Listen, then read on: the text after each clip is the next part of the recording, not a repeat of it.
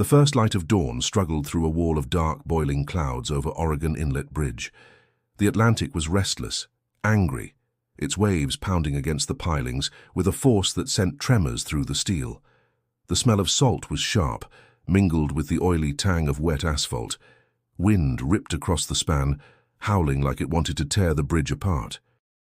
Caleb Moore stood near the midpoint, his fishing rod wedged between the railings, line cutting into the water like a knife.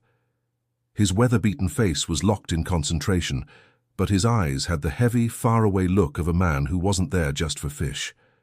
The tide was running hard, the kind of current that could pull a boat sideways in seconds, but he didn't move. On the radio clipped to his belt, the emergency alert blared for the third time.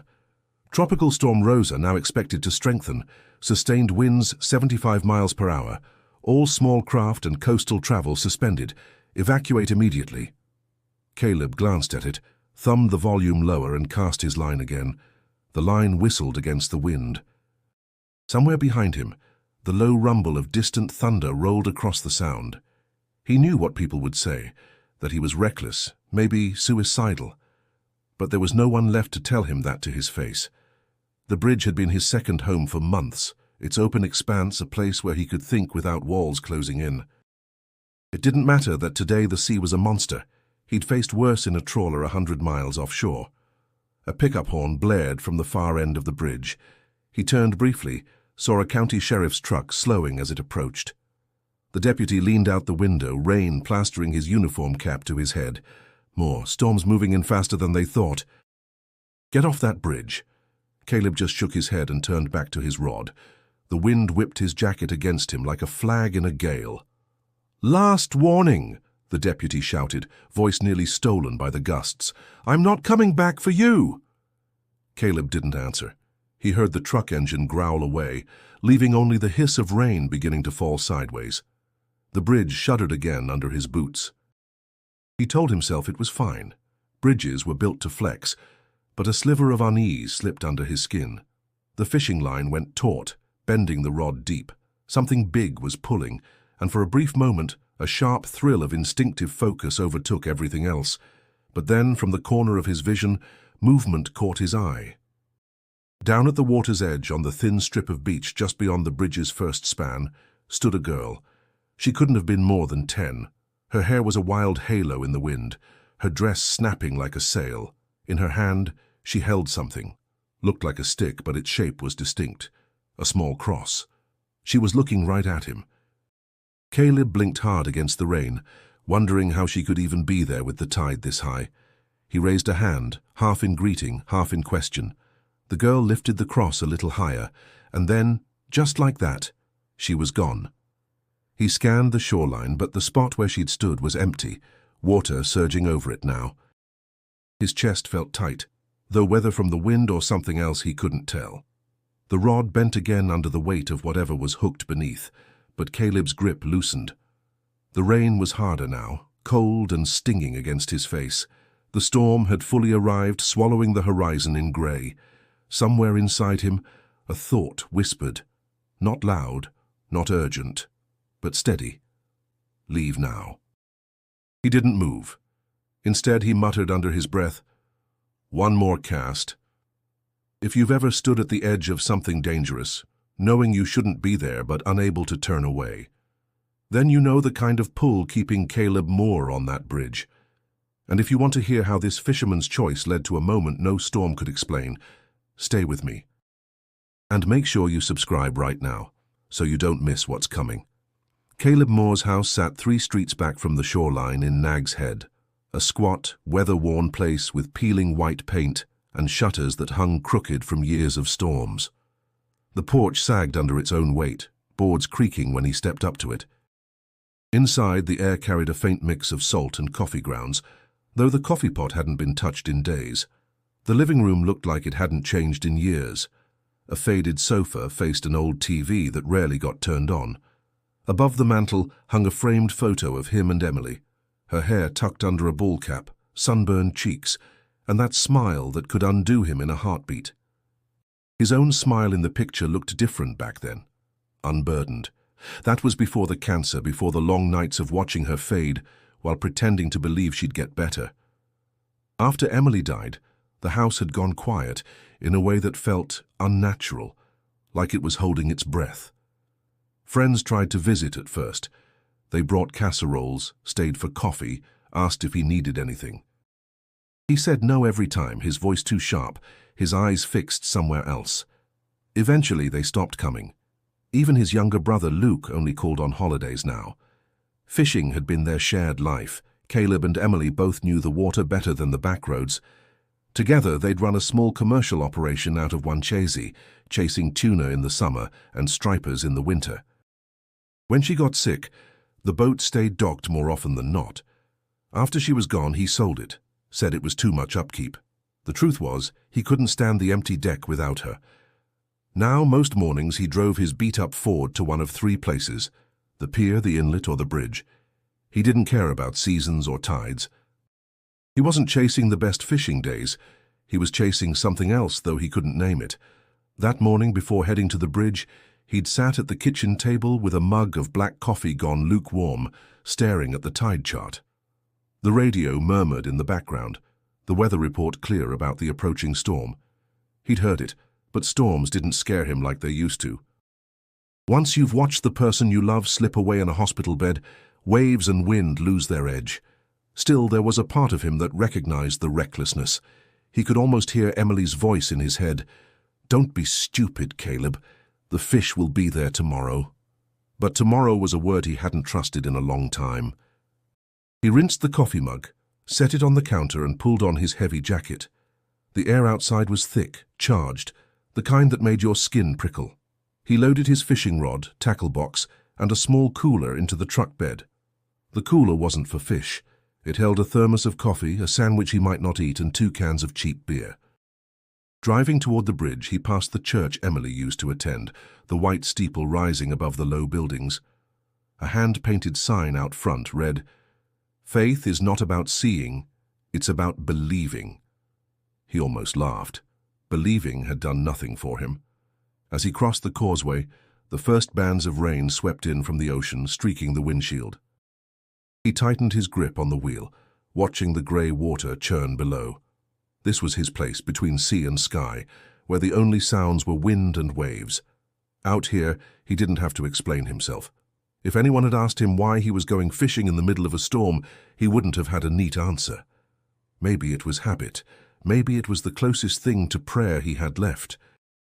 Or maybe, and he wouldn't admit this out loud, he was waiting for something to happen, something big enough to shake him awake.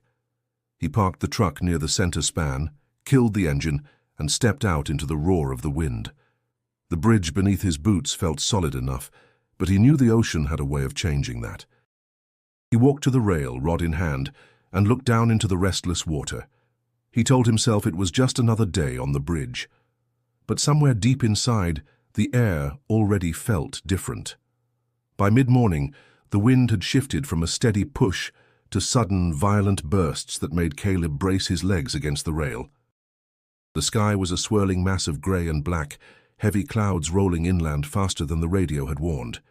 The air smelled metallic, charged, the way it did before lightning struck. From the bridge, he could see the horizon melting into the storm, the line between sea and sky blurred into one restless, heaving expanse. His fingers worked the reel with practiced ease, but his eyes kept drifting to the churning water, watching for signs the tide was changing. The radio crackled on his belt. A clipped voice came through, firm but edged with urgency. "Oregon Inlet Bridge is now closed to all traffic. All personnel clear immediately." Caleb thumbed the volume down again. "Not talking to me," he muttered. Still, part of him knew better. The bridge was long and exposed. Once the storm fully took it, there would be no way out. But another part, the one that had driven him here despite every warning, was louder. It whispered that maybe it didn't matter, that maybe staying was easier than going back to that empty house. A sudden gust slammed into him, nearly yanking the rod from his hands. He planted his boots and reeled hard. The line went slack. He cursed under his breath, checking for a break. The hook was still there, but the bait was gone. He reached for more from his tackle box when something caught his attention far below. On the beach, barely visible through the driving rain, was the same girl he'd seen earlier. She was closer now, standing in the shallow water like the waves meant nothing. That small cross-shaped stick was still in her hand, lifted slightly as if she were offering it to him. Caleb's brows knit together. "What in the world?" he whispered. She didn't wave this time, just stood still, her gaze fixed on him. He blinked hard, and in that instant, a wave rolled over her up to her shoulders. When it receded, she was gone again. His stomach tightened. He scanned the shoreline, but there was nothing, only the tide eating away at the sand. He shook his head, forcing himself back to the tackle box. "Storm's playing tricks," he told himself, though his voice sounded uncertain even to him. The wind screamed across the span again, and this time a sharp clanging followed. The sound of something metal coming loose. He turned to see a section of railing rattling violently a few yards away. The bolt strained against the force, and for a split second, Caleb pictured himself holding on there, waves pounding below, the steel giving way. His grip on the rod tightened, knuckles white. That same whisper from before rose again, this time not from inside him but from somewhere he couldn't place. "Leave now." He spun around, scanning the empty bridge. No one was there. The sound of the storm swallowed everything. "Losing it," he muttered, jaw set. He cast his line again, defiant. The lure hit the water hard, vanishing into the grey chop. But even as he worked the reel, his mind wasn't on the fish. The image of the girl lingered, stubborn and vivid. The radio crackled once more.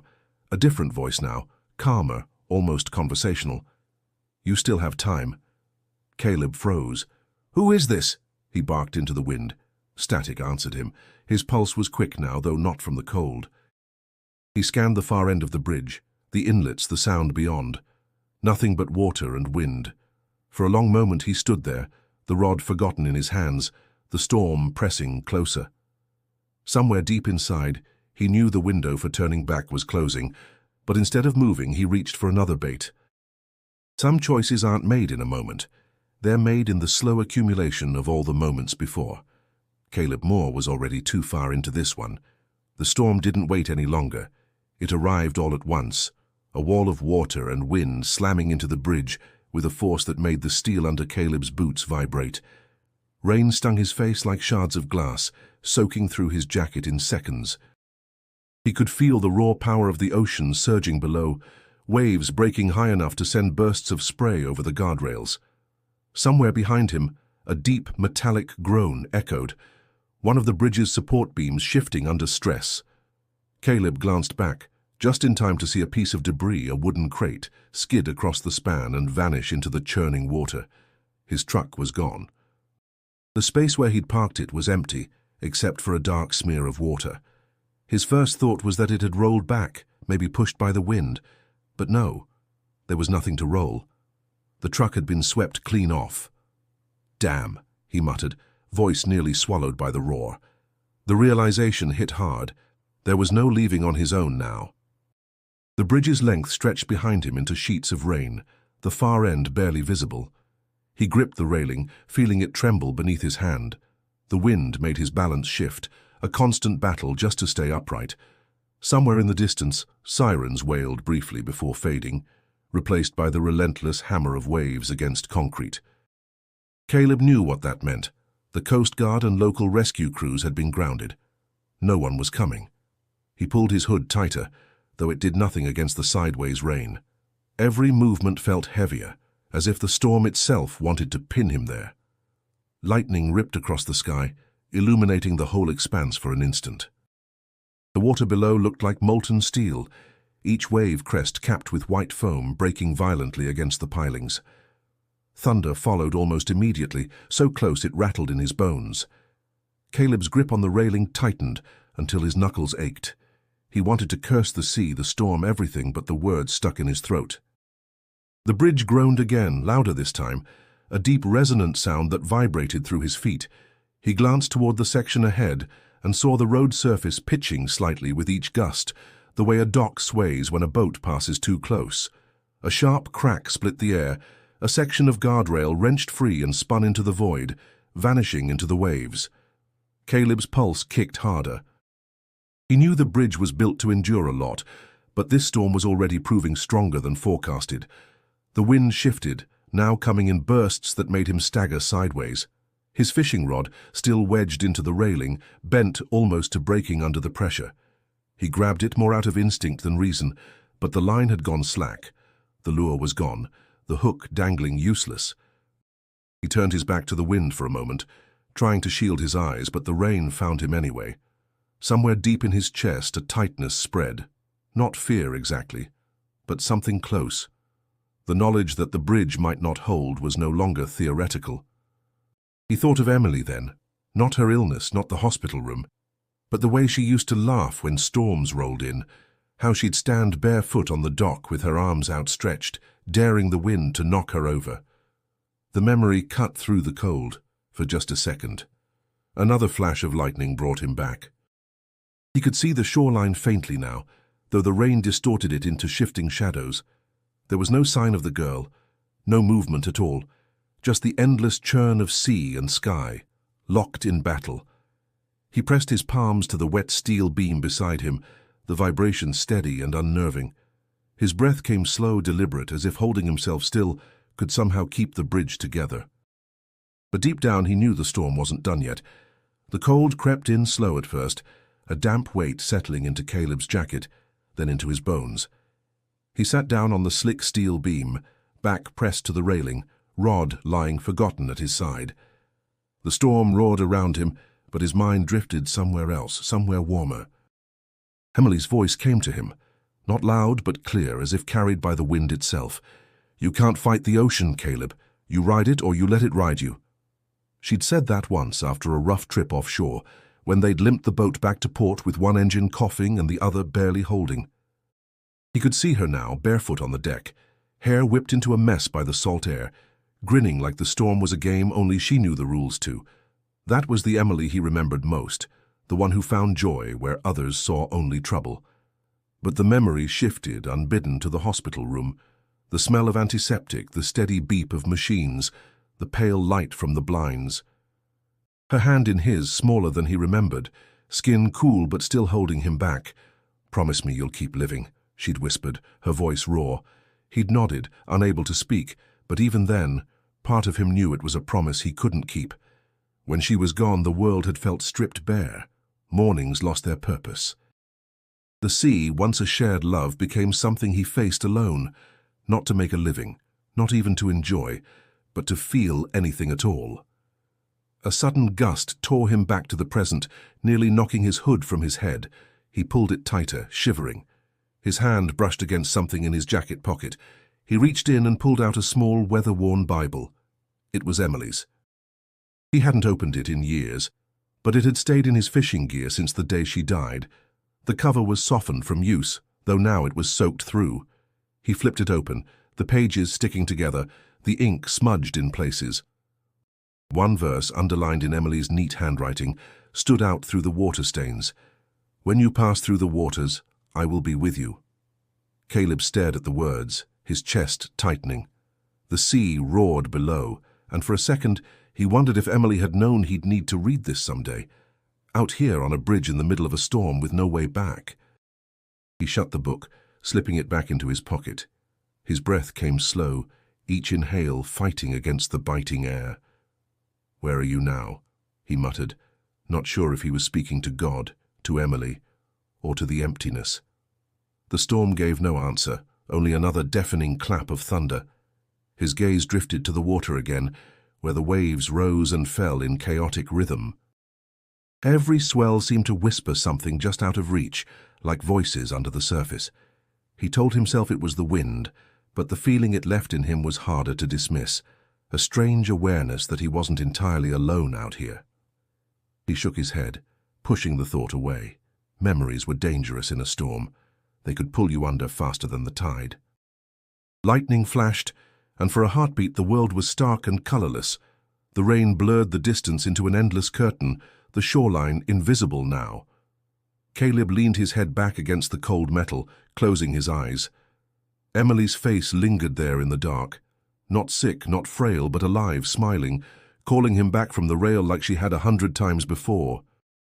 For the first time since she died, He let the sound of her voice stay with him, not as a knife in his chest, but as something steadier, like an anchor.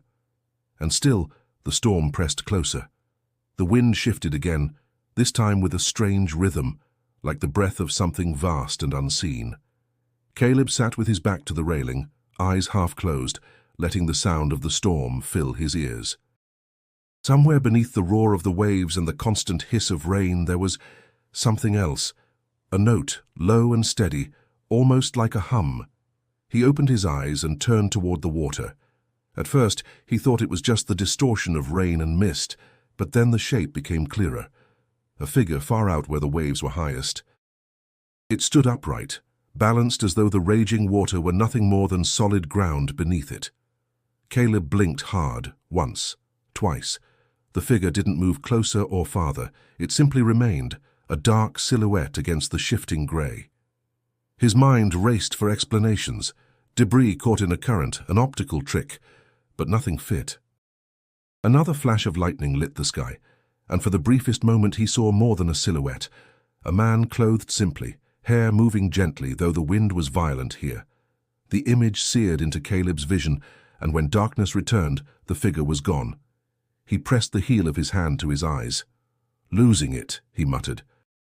"Storm's messing with my head." He was still trying to convince himself when the radio at his belt crackled to life without warning. Static at first, then a voice, low, calm, and deliberate. "You are not alone." Caleb froze. The words hadn't been barked like an order or rushed like an emergency call. They'd been spoken as if the person on the other end knew exactly where he was, exactly how he felt. He grabbed the radio. "Who is this? Identify yourself." Nothing. Only the rush of static. He stood there for a long moment, eyes scanning the endless expanse of water. Every instinct told him to focus on practical things, weathering the storm, finding shelter. But another part of him was leaning into what he'd just seen and heard, like leaning toward a faint warmth in the cold. "Not alone," he repeated under his breath, the words tasting strange, unfamiliar. A massive wave slammed into the bridge supports, sending a vibration through the steel so deep it rattled his teeth. He gripped the railing until the tremor passed. When he looked back toward the horizon, he half expected the figure to be there again, waiting. But there was nothing, only the relentless churn of the sea. Caleb pulled the soaked Bible from his pocket and flipped it open with stiff, cold fingers. The pages clung together, but he found the verse Emily had underlined. Reading it again, "When you pass through the waters, I will be with you," made something in his chest tighten. He closed the book, slid it back into his pocket and muttered, "If you're with me, you're doing a lousy job." The wind answered with a sharp gust, nearly pulling him from his feet. He braced himself, adjusting his stance, the taste of salt thick on his tongue. For a few minutes nothing unusual happened, just the chaos of the storm. He told himself it was for the best. That visions and strange voices were the last things he needed out here. But he couldn't shake the image of that figure, steady and unshaken, standing where no man could stand. The hum returned then, faint but certain, threading through the noise like a line of music he couldn't quite catch. Caleb looked toward the water again, eyes scanning for movement. Nothing. And yet the feeling remained, as real as the cold rain soaking his skin. He wasn't entirely alone on this bridge anymore. The storm's voice grew deeper, more guttural, as if the ocean itself had found a way to growl. Caleb moved to steady himself, but the bridge jolted beneath his boots, a sudden sharp drop followed by a rebound that sent a jolt up his spine. He grabbed the railing, heart pounding, eyes darting toward the span ahead. A chunk of asphalt, no bigger than a dinner plate but heavy enough to crush bone, lifted under the wind and skipped away into the air. The steel cables above him groaned under invisible hands, each creak sounding too much like something about to give. A louder crack split the chaos. Caleb turned toward the sound and saw part of the guardrail, maybe 20 feet away, tear loose from its bolts. It whipped violently before vanishing into the raging water below. His pulse spiked. He'd been standing near that spot just minutes ago. He knew then, without a doubt, that the bridge was losing pieces faster than anyone could repair them. Another wave slammed into the supports, sending a tremor so violent it knocked him against the beam. Pain shot through his thigh, sharp and immediate. When he looked down, a jagged edge of steel from the railing had torn through his jeans. Blood mixed with rain, dark and warm against the cold water pooling in his boot. "Perfect," he muttered through clenched teeth. The injury made him slow, his stance unsteady on the slick surface. Every gust now carried the threat of sweeping him over the side. He reached for the coil of rope he always kept in his gear and looped it around a steel beam, securing it to his belt. If the wind or a collapsing section of bridge tried to take him, at least it wouldn't take him far. The rope was no guarantee, though. If the whole section dropped, he'd go with it. Still, having it there made him breathe a little steadier until the radio came to life again. "Hold fast," the same calm voice said. "No static, no preamble, just those 2 words." Caleb gripped the radio. "Who are you?" he barked. No answer. Only the distant hum of interference, almost like a heartbeat. He looked toward the far end of the bridge. The rain blurred everything, but for a moment he thought he saw movement, someone walking slow but steady against the wind. He blinked, wiped the water from his eyes, and saw nothing. The pain in his leg flared as he shifted, but he forced himself upright. His breath came harder now, each inhale pulling in air that tasted of salt and rust. Lightning flared again, and in that brief silver light he saw the water below. Massive black swells with white teeth, smashing into the bridge with the kind of force that had no patience for man's structures. It was the kind of sea that could swallow anything without leaving a trace. The rope around his waist tugged as the wind tried to push him backward. He braced himself, pressing one hand to the cold beam, the other gripping the rail. His injured leg throbbed in time with the storm's rhythm. For the first time since the day began, Caleb wondered, not casually but with real weight, if he'd survive this. Not because he feared death itself, but because the bridge felt like it had already chosen its own ending, and it might take him with it. The thought should have driven him to turn back, to fight his way to shore. But instead he stayed where he was, every nerve alert, waiting, not just for the next gust, but for the next sign. Because somewhere deep inside, he sensed that the storm wasn't the only thing coming for him. The wind roared so hard now that Caleb had to lean into it just to stay upright. His leg ached with every shift of weight, and the rope around his waist pulled tight as the gusts tried to pry him from the bridge. The cold had sunk deep into his muscles, numbing his hands until the steel railing felt like ice. He was wiping the rain from his eyes when he realized he wasn't alone anymore. At first it was just a shadow in the storm, faint through the curtain of rain. Then, step by step, the shape became clearer. A man was walking toward him from the far span, not stumbling like Caleb had been forced to, not fighting the wind, but moving with a strange, calm steadiness. Caleb's first thought was that he was hallucinating from exhaustion. Nobody could walk like that in this weather. His second thought was that whoever it was must be insane to be here at all. The man drew closer, and the details emerged. His clothes were simple, plain shirt, loose trousers, and bone dry, despite the rain lashing from every direction. His hair moved slightly, though the wind around them screamed, and his eyes. Caleb couldn't pin them down. They were steady, fixed on him, not cold, not warm, just present in a way that made the storm itself seem quieter for a breath. When he was close enough to speak, the man didn't shout to be heard. His voice carried as if the storm stepped aside for it. "I came because you didn't call anyone else." Caleb stared, unsure whether to be unnerved or angry. What the hell does that mean? The man's gaze didn't waver. You could have called the Coast Guard, you could have called your brother. But you didn't.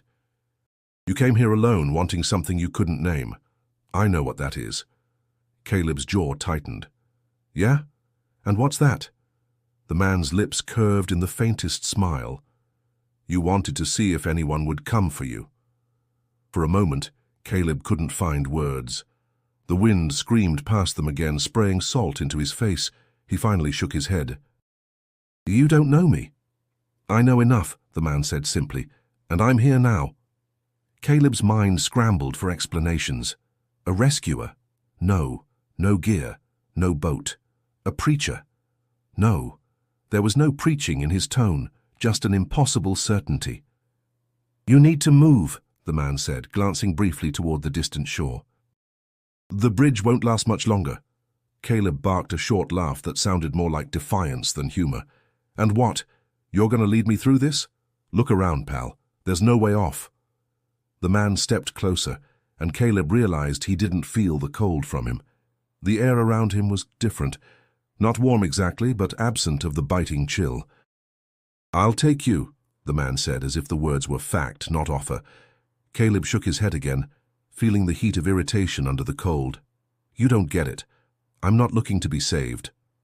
The man's eyes softened in a way Caleb hadn't seen in years. "I didn't come because you wanted saving. I came because you needed it." The rope at Caleb's waist tugged hard as another gust tore across the bridge. Somewhere behind them, metal screamed and something heavy crashed into the water. The man didn't flinch. Caleb's breath came faster now, part from the storm, part from the unsettling calm in front of him. Whoever this was, he didn't move like a man afraid of the sea. And in that moment, Caleb felt the faintest pull, not from the wind, not from the rope, but from the presence of the stranger who had somehow found him in the middle of an impossible storm. The stranger's calm felt heavier than the storm itself. Caleb stared at him, the rain sliding down his own face in stinging streams, while the man's skin remained untouched, dry as if the downpour had chosen not to fall on him. "You keep looking at me like you're waiting for me to break," the man said. Caleb's lips tightened. "I've seen plenty of people break. You will too." "The sea gets everyone in the end." "Not everyone," the man replied, his voice quiet but immovable. Something inside Caleb snapped. "Where were you when she died?" The words ripped out of him before he could stop them, raw and sharp. The man didn't ask who. He didn't need to. Caleb's hands curled into fists. "I begged. I prayed until I couldn't breathe. I watched her waste away while I sat there holding her hand, promising her it would be okay when I knew it wouldn't. And you—" His voice cracked, a jagged sound against the wind. "You weren't there." The man stepped closer, and for the first time, his eyes carried weight. Not the unshakable stillness from before, but something deep, ancient, and full of knowing. "I was holding her," he said, the words steady, "just like I'm holding you now." Caleb shook his head violently. Don't say that to me. Don't you dare pretend you were there when I was watching her breathe for the last time." "I didn't pretend," the man said. "You couldn't see me then." "You almost can now." The words landed in Caleb like a stone in deep water, sinking past anger into something heavier. He wanted to argue, to shout him down, but the look in the man's eyes made his chest ache in a way the cold hadn't managed all day. The storm screamed around them, the bridge groaning under the strain, but for a breath, Caleb's focus narrowed to that face, those words.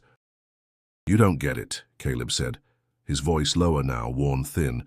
"I didn't just lose her, I lost myself. Everything we built, everything we believed, it all went with her.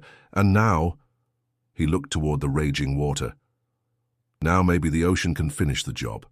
The man's gaze didn't waver. "You've been waiting for something to come and take you. That's why you're here." Caleb didn't answer, but the silence was enough. The man continued, his tone softer than the wind, but cutting through it all the same. "You think you're done. But you're not. You still have breath. And if you still have breath, there's more for you than this." Caleb let out a harsh laugh that had no humor in it. "More. Look around. There's nothing left but water and steel that's about to collapse." "There's more than you can see," the man said, and his voice carried something, not force, not threat, but truth. Caleb felt the weight of it, even as he tried to shake it off. The rope at his waist tugged again with another violent gust, and somewhere behind them, another piece of the bridge surrendered to the sea. His leg throbbed. His fingers were numb, and yet for the first time in years, someone was looking straight at him, not past him, not through him, but at him, as if they knew every word he wasn't saying. The man took one step closer. "Come with me." Caleb met his eyes, the storm howling between them, and felt something shift, Not surrender, not belief, but the faintest crack in the wall he'd spent years building. And through that crack, something warm began to push its way in. The bridge trembled under another wave's impact, the vibration running through Caleb's boots, up his spine. The man's presence felt strangely steady, like an anchor in the chaos. "Come," the man said again, his voice carrying easily over the roar. "It's time." Caleb's instinct was to argue, to demand where, how, why, but before he could speak, a violent gust tore across the span. The rope at his waist snapped free from the beam with a sharp metallic pop. His balance slipped, the wet steel under his boots slick as glass. He felt himself falling sideways toward the rail. And then everything changed. The sound of the wind dulled, like someone had pulled it back. The rain no longer pelted his face. The cold loosened its grip on his bones. Caleb opened his eyes and realized he was no longer clinging to the bridge. His boots were sinking slightly, not on steel but into the shifting surface of the ocean itself. He froze, his breath catching. The waves rose and fell around him, but under his feet they smoothed, holding him as if the water had solidified just for him. The bridge loomed behind, half obscured by mist, already seeming impossibly far away. The man was beside him, walking forward without hesitation. "Stay close," he said. Caleb stared at his own feet, half expecting the ocean to swallow him at any second. This isn't possible." "Not for you alone," the man said. "But you're not alone." They moved forward, each step sinking slightly before lifting again, as if the sea bent and flexed beneath them. The air smelled cleaner here, sharp with salt, but without the metallic tang of the storm. Lightning flashed far overhead, yet no rain touched them. Caleb's pulse hammered. "What are you?" "I am who came for you," the man said simply. "That's enough for now." The water rose higher ahead, a wall of moving glass lit faintly from within by the storm's glow. Caleb hesitated, every instinct screaming that it would break over them and drag them under. But when they reached it, the waves split silently, parting into two smooth slopes that curved away into the distance. Caleb's voice was low, almost a whisper. "How? Don't look at the water," the man said. "Look at me." So Caleb did. Step after step, they walked through corridors of sea that should not have held their shape. Schools of fish flickered past in bursts of silver, their bodies weaving through the parted walls. Somewhere deeper, shadows moved, shapes too large to name, but they passed without touching. The fear in Caleb's chest began to change. It didn't disappear, but it shifted into something heavier, rooted deeper, something like awe. "You still have breath," the man said, glancing at him. "Use it for more than survival." Caleb swallowed hard. "I don't know how anymore." "You will." Ahead, the walls of water narrowed, the path curling toward the dim outline of a shore. Caleb's legs felt lighter here, his injured thigh aching less with each step. The absence of pain made him realize how deeply it had been gnawing at him all along. They reached the point where the parted sea began to spill back together, and Caleb felt a tremor under his feet. The man didn't slow. "One more step," he said. Caleb stepped forward, and the ground beneath him shifted again, this time into wet sand. The sound of the storm returned, but softer, distant, as if they'd left it behind. The man stopped, turning to face him. "This is where you walk on your own." Caleb looked over his shoulder. The ocean stretched out whole again, no sign of the path they'd taken. He turned back, but the man was already stepping away, his figure fading into the mist until there was nothing left. And Caleb stood on the shore, the waves lapping at his boots, his breath loud in the sudden stillness. Caleb's knees buckled as he stepped fully onto the sand.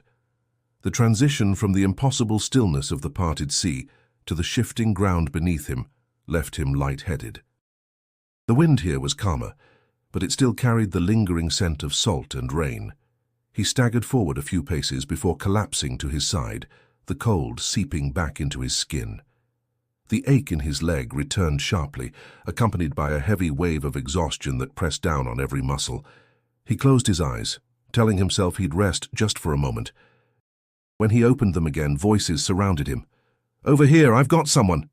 He blinked up at a blurred shape leaning over him, a man in a yellow rain jacket, water dripping from the brim of his hood.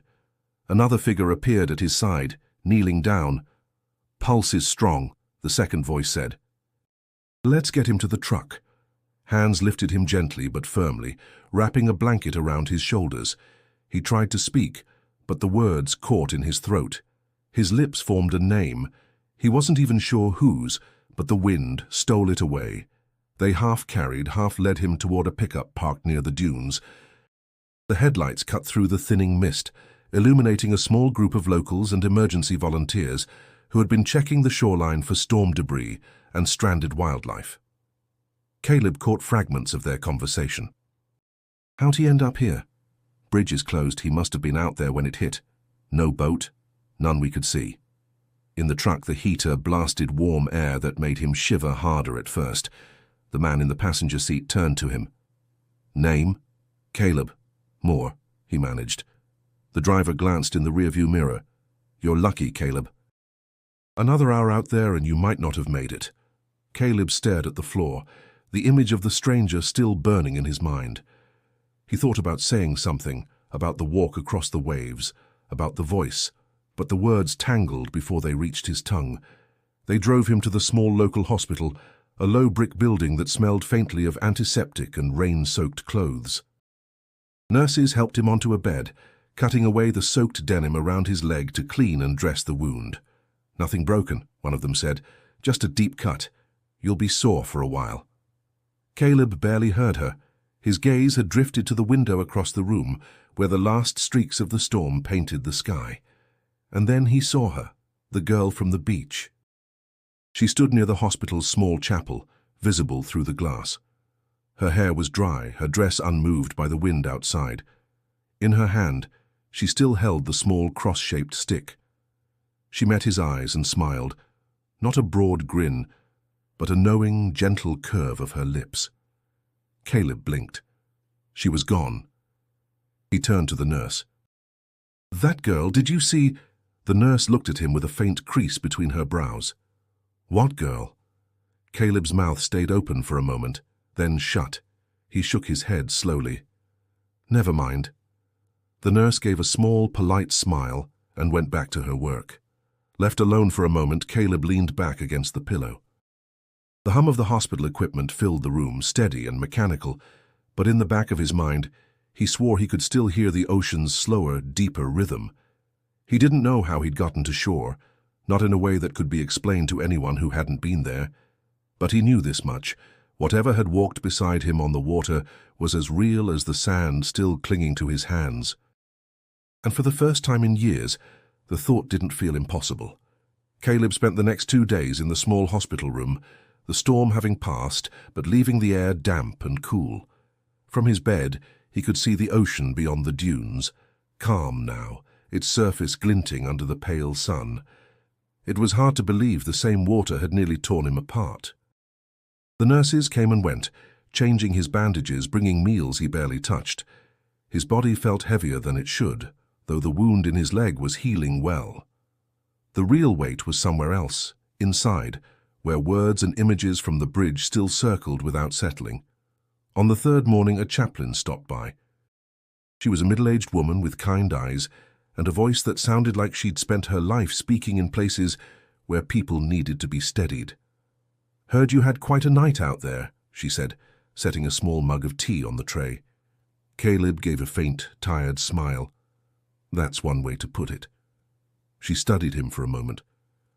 "Sometimes we find ourselves in the middle of something we can't explain." He didn't answer right away. "What if you can explain it, but nobody would believe you?" "Then it's not their belief you're after," she said gently. "It's your own." The words lingered long after she left. That afternoon, a volunteer stopped by with a small box. "This was found near where they picked you up," the man said, handing it over. Inside was the small cross-shaped stick. Caleb's fingers closed around it slowly, the rough edges digging into his palm. The girl's face flashed in his mind, her stillness in the storm. He'd thought of her as a warning, maybe even a hallucination, but now the cross was here, solid in his hand. When he was discharged the next day, he didn't go straight home. Instead, he walked limping slightly to the beach. The sky was pale blue, the tide gentle. He carried the stick in one hand, the Bible in the other. Near the waterline, he saw a man sitting alone on the sand, shoulders hunched. His hands were clasped together, knuckles white, as if holding something unseen. Caleb stopped a few feet away. "Rough day?" The man looked up. His eyes were red. The skin around them creased from holding back tears. "Lost my boy last month," he said quietly. "Don't really know what I'm doing out here." Caleb's throat tightened. Without thinking too much about it, he extended the stick. "This isn't much, but someone gave it to me when I needed it. Maybe it's for you now." The man hesitated, then took it, his fingers brushing Caleb's. His lips moved as if to thank him, but no sound came. He just nodded. They stood there for a while, the waves hissing up the shore and retreating again. Caleb didn't try to explain. Some things weren't meant to be explained in words. When he finally walked away, the sand crunching under his boots, he felt something loosen inside him. Not healed, not yet, but shifted. Back at his house, the quiet didn't feel as heavy as before. He set the Bible on the table where the tide charts used to sit and left it open to the verse Emily had underlined. The smell of salt still clung to his jacket, but now it reminded him less of the storm and more of the walk after it. That night, lying in bed, Caleb listened to the ocean through the open window. Its sound was different now, less like a threat, more like a heartbeat. And for the first time in a long time, he closed his eyes without wanting the morning to take its time coming. 2 weeks after leaving the hospital, Caleb found himself standing outside a house he hadn't been to in years. The paint was fresh, the porch lined with potted plants, but the smell of the sea in the air was the same. He shifted his weight on his still sore leg, hand hovering near the door before finally knocking. It was Luke who answered, his younger brother, taller now with lines on his face Caleb didn't remember. For a second, Luke just stared. "Caleb," he said at last, the name carrying both surprise and something softer. "Hey," Caleb replied, his voice unsure. "Didn't mean to just show up. I thought maybe it was time." Luke opened the door wider. "About time." Inside, the house was warm, smelling faintly of coffee and cinnamon. On the couch, Luke's daughter, Mia, sat cross-legged with a coloring book. She looked up, curiosity bright in her eyes. "This is your Uncle Caleb," Luke said. Mia's face lit with a shy smile. "Hi." Caleb gave a small wave.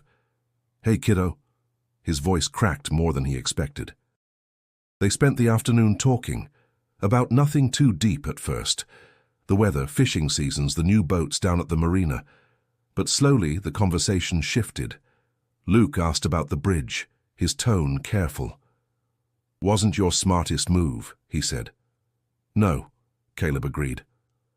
"But, Carl, it wasn't just bad luck that I got back." Luke studied him, maybe expecting more, but Caleb only said, "Let's just say I got some help."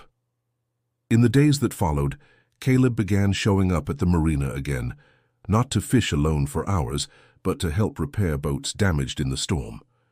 He found work alongside old acquaintances, sanding hulls, replacing lines, and sharing coffee during breaks. At first, the conversations were tentative, men who had once known him well but had kept their distance since Emily's passing. But the more he showed up, the more the old rhythm returned.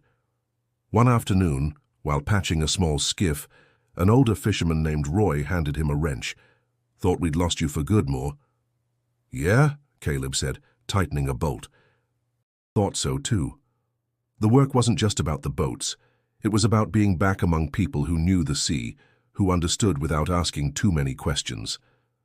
By the end of the month, Caleb and Luke started talking about an idea, something small, manageable.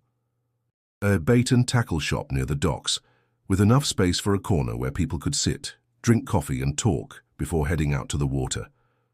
When Luke raised an eyebrow at the idea of a prayer corner, Caleb shrugged.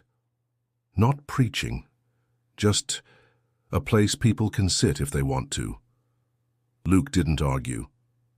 On the day they signed the lease for the shop, Mia handed Caleb a drawing she'd made, a fishing boat on calm water with 3 figures on board.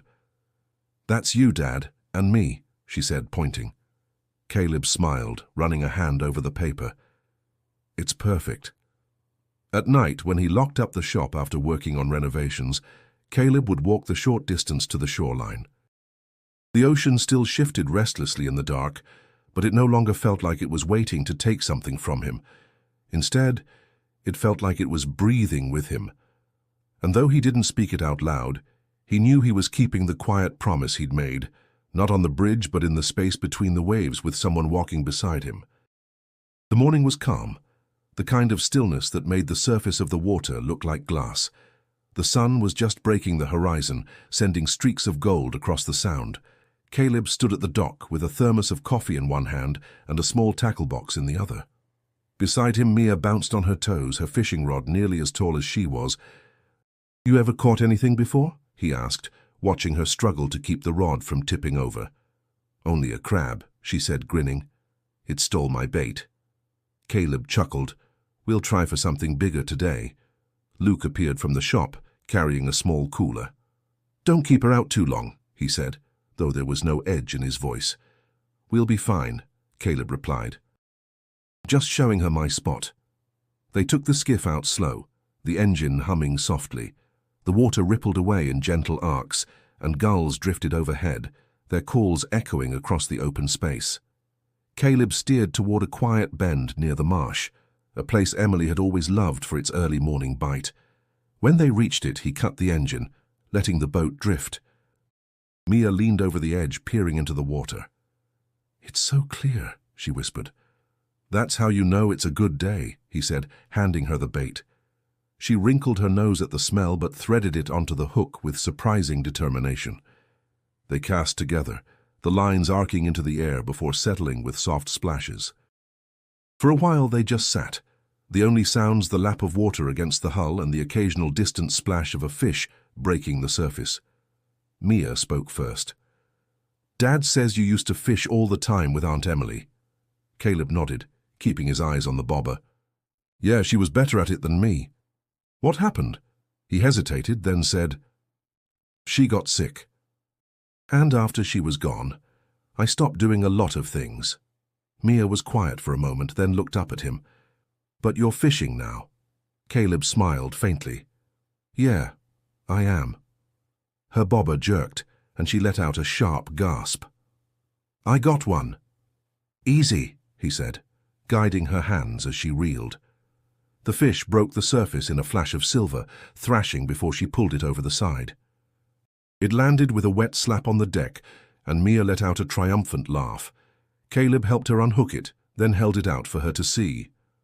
"First real catch," he said. "That's a good sign." They released it back into the water, watching it dart away. Mia settled back into her seat, cheeks flushed with excitement. For the rest of the morning they caught a few more, keeping none. The sun climbed higher, and the water shimmered in the growing light. At one point Caleb glanced toward the horizon and thought, just for a second, that he saw a figure standing far out on the water, still and sure, watching them. He blinked, and it was gone. He didn't mention it to Mia. When they finally headed back, the skiff cutting gently through the calm, Mia rested her head against his arm. "This was the best day," she said softly. Caleb looked down at her, the warmth in his chest steady and sure. "Yeah," he said, "mine too." And for the first time, the thought of tomorrow didn't feel like a burden. It felt like a promise. The evening tide was coming in slow, the waves rolling onto the shore with a gentle rhythm. Caleb sat on the weathered bench outside the bait shop, the smell of fresh coffee drifting from the open door. Across the street, the marina was quiet, only a few boats rocking lazily in their slips. Luke came out, wiping his hands on a rag. "You staying here tonight?" "Yeah," Caleb said, sipping from his mug. "Just want to watch the water a little longer." Luke nodded, understanding without needing more. He stepped back inside, leaving Caleb with the sound of the ocean and the fading light. A few minutes later, Mia came running up from the docks, clutching a seashell. "Look what I found," she said, holding it out for him to see. Caleb took it, turning it over in his hand. The ridges were smooth, worn down by time and tide. "That's a keeper," he said, handing it back. She sat beside him, swinging her legs. "Are you going to tell me about the storm someday?" He looked out toward the horizon. The memory was sharp and clear. The bridge shuddering, the impossible walk, the presence beside him. "Someday," he said softly. They sat in silence for a while, the sky deepening into shades of orange and purple. Caleb thought about the months before the storm, the isolation, the ache that had hollowed him out, and how different the air felt in his lungs now. It wasn't that the pain had disappeared. It never would. But something had shifted. The weight no longer pressed him down. It moved with him like a shadow that didn't try to bury its owner. He thought of Emily, her laugh, her steady hands on the wheel of their old boat, the verse in her Bible. "When you pass through the waters, I will be with you." He believed it now in a way he hadn't allowed himself to before. Mia leaned her head on his arm. "Can we go fishing again tomorrow?" Caleb smiled. "Yeah, we can." The sun touched the edge of the water, scattering light across the waves. He watched it, feeling the same stillness he'd felt on the path through the parted sea. Not the absence of storms, but the certainty that they didn't have the final say. Turning slightly, he caught sight of a figure at the far end of the pier. Too far to see clearly, but the stance, the stillness, it pulled at something deep inside him. He didn't move, didn't blink until the figure turned and walked away, disappearing into the last light of day. He let out a slow breath. Maybe it was his imagination, maybe not. Either way, it left him with a quiet certainty. He hadn't been left to face the waters alone, and he never would be. He glanced down at Mia, her eyes closing as the evening air cooled. "Come on," he said gently. "Let's get you inside." As they stood, he looked once more toward the horizon, the dark line where sky met sea. Some people wait their whole lives for proof before they believe. Others believe because they've been carried through the kind of waters no one survives on their own. Caleb knew which kind he was now, and if you followed his story this far, you know that the storms in your own life may rise fast, hit hard, and leave you breathless, but they don't get the last word. If this journey moved you, subscribe now so you won't miss the next story of hope and grace. And when you're ready, click on the video that's on your screen. It's the true account of the firefighter who swears he saw an angel in the smoke.